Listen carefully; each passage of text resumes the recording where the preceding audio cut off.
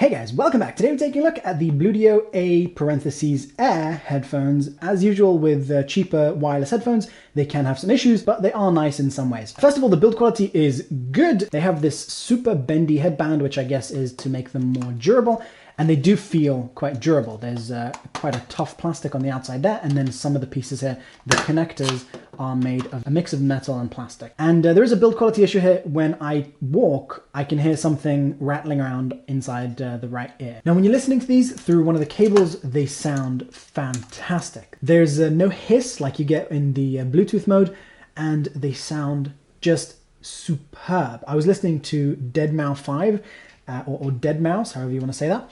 And even though normally I'd want to hear that with bass, like I'm used to with my bassy headphones, this actually sounded superb. Just sounds great.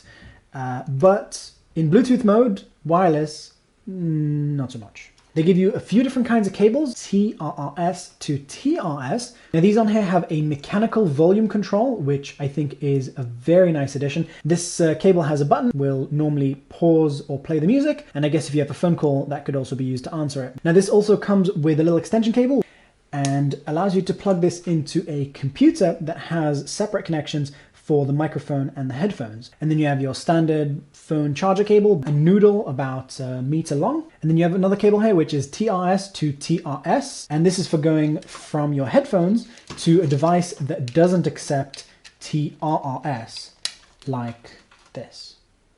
Now these headphones came ridiculously overpackaged. It's just way too much material and layers for a £50 pair of headphones. And I really think they should have spent all of this time and effort that they put into the packaging into getting user feedback before releasing headphones. I'm sure some people are going to like this, but I think it's just too much. A nice manual here. I didn't check to see whether this was understandable. Then it had this.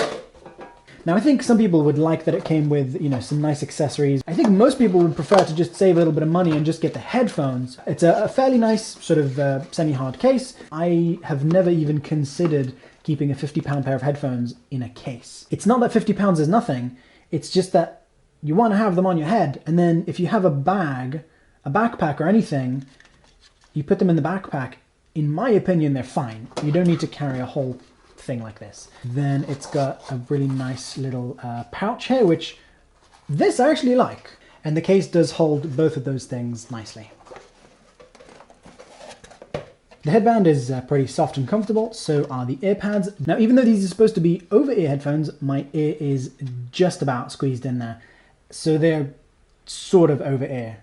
Like this piece touches my ear and presses a tiny bit, and this piece touches my ear and presses a tiny bit. So I've definitely used worse, but these are not particularly comfortable. Now the controls here, they're a little bit weird. Sometimes they don't seem to work all that well. Press to change volume, and then you long press to skip track. I don't particularly like that the buttons are quite noisy. Not the best. I'd say you're better off just controlling it from the phone. Connecting this to your phone or laptop or whatever is pretty easy. You just hold down the button. Most headphones just make a little beep or something or flash the lights. But here we have a lady that talks every time you do anything. Thought connected. Now I'm sure you're wondering what she's saying there, and I am too. So yeah, this lady talks all the time. She talks quite loudly, and there's no way to turn her down, which I find a little bit annoying. There's no separate volume control between the headphones and the device that you're connected to. So if you change the volume on here, it's going to change the volume on there, and vice versa. I mean, it's just one volume split between both of them. And that means that, first of all, it's a little bit annoying. You don't have as many steps and variations as you'd normally have with different devices, and it's just a little bit strange that you can't normally get to the volume that you want. And also, a lot of the time you might find that the minimum is too high or the maximum is too low. Here what I found is that the maximum is dangerously high and the minimum is not minimum. It's sort of like medium on most headphones. So definitely overall too high when connected to some devices. They are like a little Bluetooth speaker. So my microphone is where my head is, over here. And you can hear these like, I mean, these are probably as loud as my laptop's own speakers. Let's test that. This is at maximum.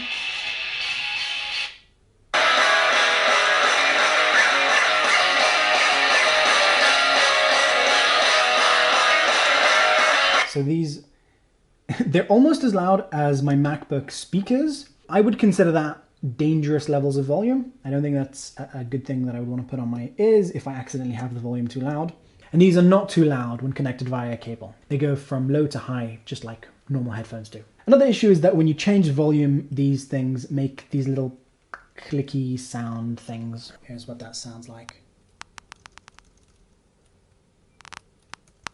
Not very nice. They have a hiss. Now the hiss turns on and off, which I'm not sure if that makes it worse or not. So that means that whenever you're doing stuff on the machine, you're constantly hearing this hiss turn on and off. And when you play music, when the music is quiet, you're going to hear that hiss in the background.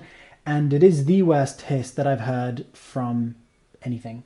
So my conclusion is that these could have been really good, but there's just too many issues. They really need to give it to some users to test and give feedback, and then listen to that feedback and change it. Check out my review of the Psych ZX. They are half the price of the Bluedio and about 20 million times better. Check out my review of the Sony XB950BT, which is just so good. Still the best I've tried. Costs more, but worth every penny. So thanks for watching, guys. If you want to support this channel, then you can have a look at these on Amazon down below. If you really still want to get these, there'll be links down below.